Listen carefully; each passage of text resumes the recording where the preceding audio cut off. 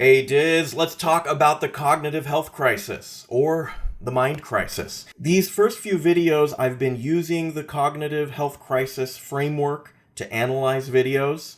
Now I want to zoom in on the framework itself. A fundamental idea in the mind crisis framework is that the relationship between ideological groups in our society trap us in unhealthy and irrational political patterns.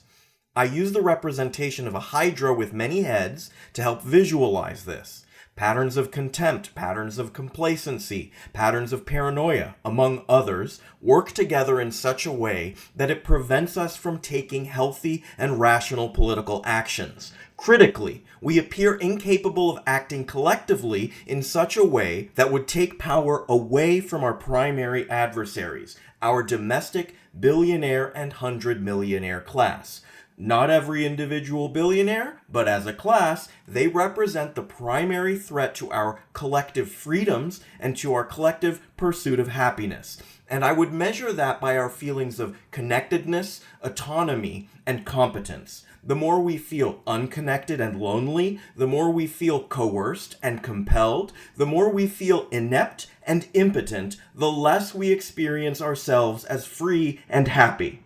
Another fundamental idea in the mind crisis framework is that it is critical for us to become aware of how the interaction of these social emotional patterns impacts our cognition. By cognition, I mean everything related to our knowledge and awareness. The heads of the Hydra are named after feelings or affects. Those feelings represent aspects of our minds, and cognition itself is a major component of our minds, but those feelings do not specifically represent our forms of cognition. Forms of cognition are processes like perception, memory, reason, judgment, and imagination, among others. I believe it is critical that we become aware and work through how toxic social emotional patterns are impacting our ability to perceive, to conceive, to remember, to problem solve, etc., because I don't think we can build up towards a confrontation with the Epstein class, let alone actively confront the Epstein class effectively,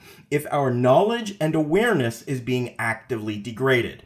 And by the Epstein class, I mean a combination of domestic and foreign billionaires and 100-millionaires whose sadistic contempt for the rest of us inspires their corrupt and criminal plans and projects for self-aggrandizement and global domination. And before I move on and use the framework to analyze a video, I have one more fundamental idea in the mind crisis framework to emphasize. We can mitigate against and reverse the tendency for our cognition to degrade by becoming more knowledgeable and aware of our cognition. We need to sharpen our meta-knowledge, our knowledge about our knowledge, and we need to sharpen our meta-awareness, our awareness about our awareness.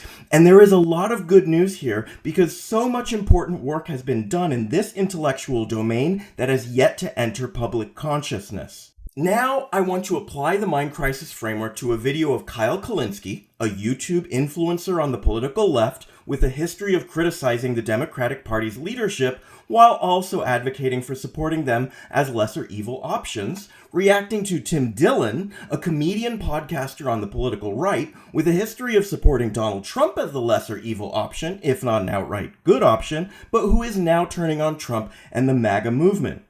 Kyle opens the video complaining that the right never gives credit to liberals and leftists.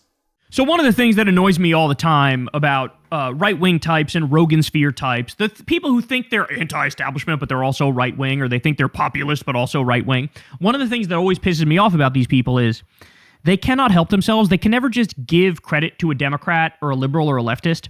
So if you're one of these anti-establishment right-wingers, you could just be like, hey, turns out the left was correct. Turns out liberals were correct. Turns out Democrats were correct. No, but they'll go out of their way to say, oh, Tucker saw this coming. He's the real one. Tim Dillon is one of these people who does this all the time and annoys me to no end. So there you hear Kyle express his annoyance with right-wingers being unable to give credit to leftists and liberals. This is a real phenomenon, and it is both understandable and healthy to be annoyed by the phenomenon when it is your own and your group's contributions that are being overlooked. This adaptive and healthy affect of annoyance can escalate into envy and grievance and bitterness, and further into resentment and indignation, and even further into spite, vindictiveness, and a martyr complex. I think Kyle is expressing annoyance that sounds healthy and adaptive, and yet I think the annoyance is distracting him from the bigger picture. He's not wrong that the right tends not to give credit to the left, but the larger and more important phenomenon that he's missing is that all of us are less likely to give credit to someone if our lack of understanding and our lack of sophistication on a particular subject is associated with a stinginess or meanness on our part. It's much easier to give credit to someone if our lack of understanding and sophistication is associated with our generosity or openness. For example, this one would be easier to admit to. Oh, I was being too generous with my heart. I didn't think Mexico was disproportionately sending drugs and rapists. I gave Mexican immigrants the benefit of the doubt, but I was naive because of my big old heart. You were sophisticated. Now I'll be more sophisticated like you. This next one is harder to admit to. Oh, I was being too stingy with my heart. I thought Mexico was disproportionately sending drugs and rapists. I was being bigoted toward Mexican immigrants, and I was naive because of my little mean heart. You were sophisticated. Now I'll be more sophisticated like you. They sound similar, but the second one is much harder to stomach. It's harder to give people credit for being both more sophisticated and more generous than ourselves.